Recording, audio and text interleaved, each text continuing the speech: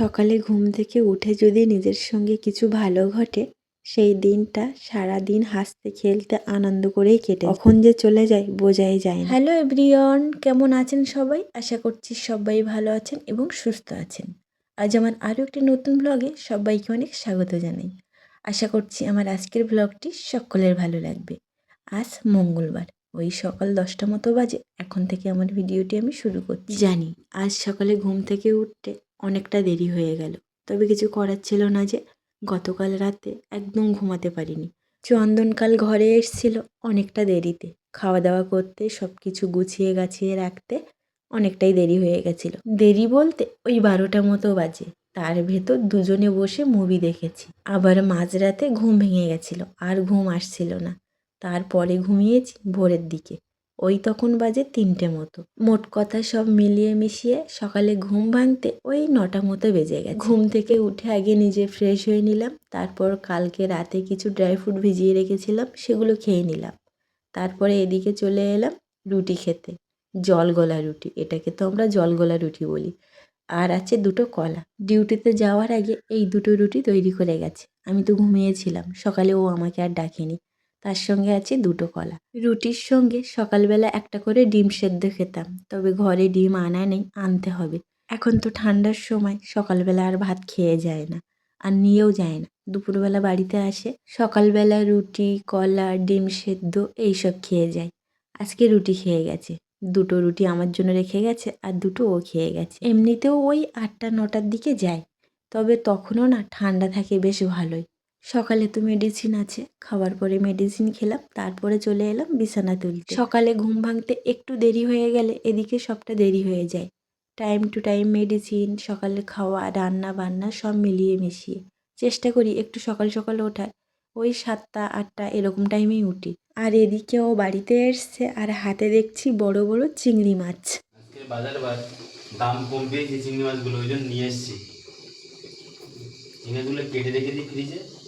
চিংড়ি মাছ কেটে দিচ্ছে, আর এদিকে আমি ওল সেদ্ধ বসাবো বলে কড়াইতে জল দিয়েছি। জলে একটু সামান্য লবণ দিলাম, একটু জল হালকা গরম হয়ে গেলে ওল দিয়ে ঢাকনা দিয়ে দিলাম। রান্নার জন্য সব রেডি করে নিয়েছি। কুমড়ো শাকের ডাঁটা, আলু, চিংড়ি মাছ দিয়ে একটা তরকারি হবে, আর হবে ওল সেদ্ধ। চিংড়ি মাছ কিছুটা নিয়েছি রান্নার জন্য, আর কিছুটা রেখে দিয়েছি। কুমড়ো শাকের ডাঁটা একটু ভাবিয়ে নিলাম। আমাদের বাড়িতে এখন সব সবজি ভাবিয়েই রান্না করা হয়, আর না হলে গরম জল করে ধুয়ে নেওয়া হয়। আর কুমড়ো শাকের ডাঁটা এমনিতেও শক্ত, ভাবিয়ে নিলেও কোনো অসুবিধা হয় না। তো ওদিকে কুমড়ো শাকের ডাঁটা ভাবিয়ে নিলাম, আর এদিকে ভেজে নিলাম লঙ্কা, শুকনো লঙ্কা একটু ভেজে নিলাম। ওল সেদ্ধ হয়েছে, ওলের সঙ্গে মাখা হবে। চিংড়ি মাছ ভাজা হয়ে গেলে কড়াইতে তেল দিয়ে পেঁয়াজ কুচি, রসুন কুচি, লঙ্কা কুচি দিয়ে কুমড়ো শাকের ডাঁটাগুলো দিয়ে দিলাম। তারপরে লবণ হলুদ দিয়ে একটু নাড়িয়ে চাড়িয়ে একটু জল দিয়ে ঢাকা দিয়ে রেখেছিলাম। ডাঁটা যেহেতু শক্ত, তার কারণে। আলু তো সেদ্ধ হয়ে যাবে, আর ডাঁটার ভেতরে অনেকে বলে আগে থেকে লবণ দিলে খেতে ভালো লাগে না, ডাঁটা লবণ হয়ে যায়। তবে আমি এর উল্টো, আমার মনে হয় ডাঁটার ভেতরে ঝাল লবণ যদি ভালোভাবে না ঢোকে তবে চিবাতে ভালো লাগে না। আমি প্রথম থেকেই লবণ হলুদ ঝাল দিয়েই কষে নিয়েছি ডাঁটা আগে, তারপর চিংড়ি মাছ আর আলু দিয়ে আর একটু ভালোভাবে কষে নিলাম। আর এদিকে ওল সেদ্ধ হয়ে গেছে, সেই উনুনে বসিয়ে দিলাম 1 হাঁড়ি জল। স্নান করব আর দেবো তরকারিতে। ড্রামের জলে এখন হাত দেওয়া যায় না, মনে হয় বরফ পড়ছে, এতটাই ঠান্ডা। আর রৌদ্রও তেমন একটা উঠছে না। এই 2-3 দিন ধরেই ওয়েদার কেমন একটা হয়ে আছে, না রোদ না কিছু। এদিকে ডাঁটা আলু চিংড়ি মাছ ভালোভাবে কষে গরম জল ঢেলে দিলাম, দিয়ে ঢাকা দিয়ে রাখলাম। আর এদিকে হচ্ছে ওল মাখা, শুকনো লঙ্কা ভেজে নিয়েছি, আর পেঁয়াজ একটু হালকা করে ভেজে নিলে ভালো হতো। শুকনো লঙ্কা যখন ভেজেছিলাম ওই তেলেই ভাজা উচিত ছিল, তবে একদমই খেয়াল ছিল না। গতকাল এইভাবে ওল মাখা খেয়েছিলাম, কি ভালো লেগেছিল। তার কারণে আজকে চন্দন বলল আজকেও ওল সেদ্ধ করো। আর এই ওল বেশি সময় লাগে না সেদ্ধ হতে, আমাদের বাড়ির বাগানের ওল।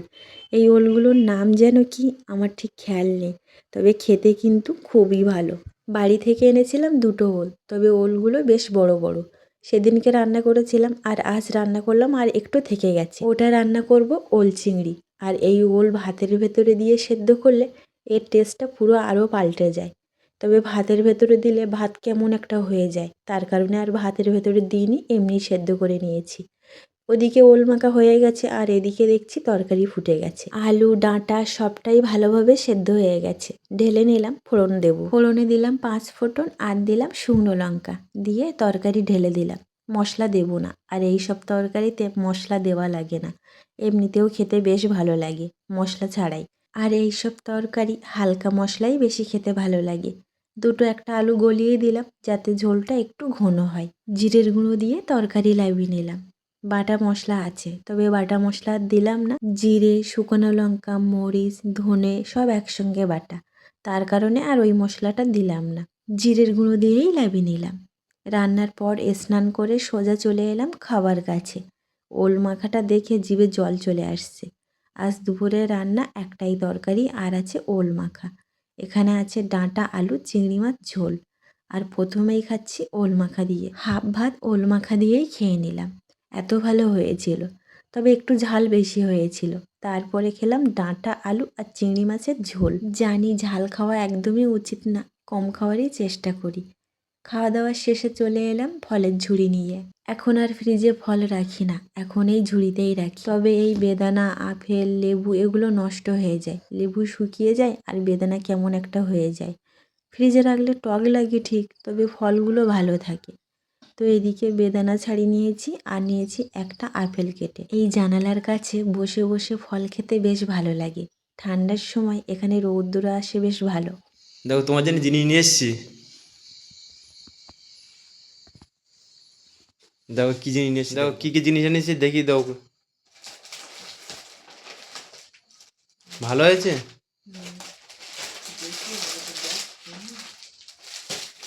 সবাইকে দেখি দাও।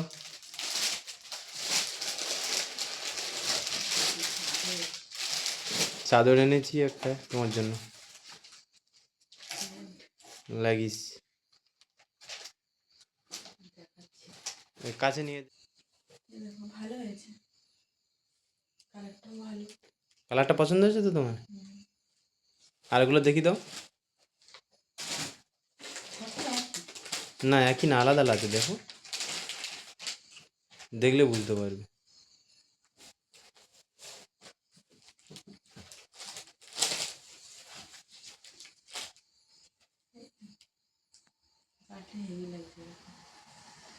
কাছে নিয়ে এসে দেখো।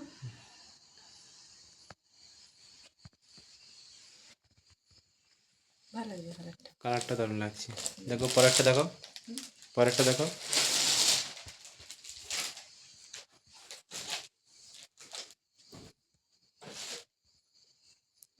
এটা ঠান্ডার সময় পরা যাবে না, ভিতরে গায়ে দেওয়ার জন্য, ওই জন্য নিয়েছি তোমার জন্য। ভালো লাগছে। না চাইতেই সব কিছু পাওয়ার একটা আনন্দ আলাদা, তবে আমি ভাবতে পারিনি ও এই জিনিসগুলো আনবে। এখন এই জিনিসগুলো দরকারই ছিল না, খুব একটা এখন বাইরে বেরোনো হয় না ওই ডাক্তার দেখানো ছাড়া। তবে আগের যে জামা কাপড়গুলো ওগুলো একটাও গায়ে হচ্ছে না। জামা কাপড়গুলো তবুও ঠিক আছে, তবে চাদরটা দরকার ছিল না, শুধু শুধু টাকা নষ্ট। যাই হোক, আজকের ভিডিওটি জামা কাপড় দেখাতে দেখাতে শেষ করলাম। আজকের দিনটি কেমন লাগলো অবশ্যই কমেন্টে জানাবেন। ভালো লাগলে একটি লাইক করে দেবেন এবং সাবস্ক্রাইব করে দিয়ে আমার ছোট্ট চ্যানেলটির পাশে থাকবেন। সবাইকে টাটা।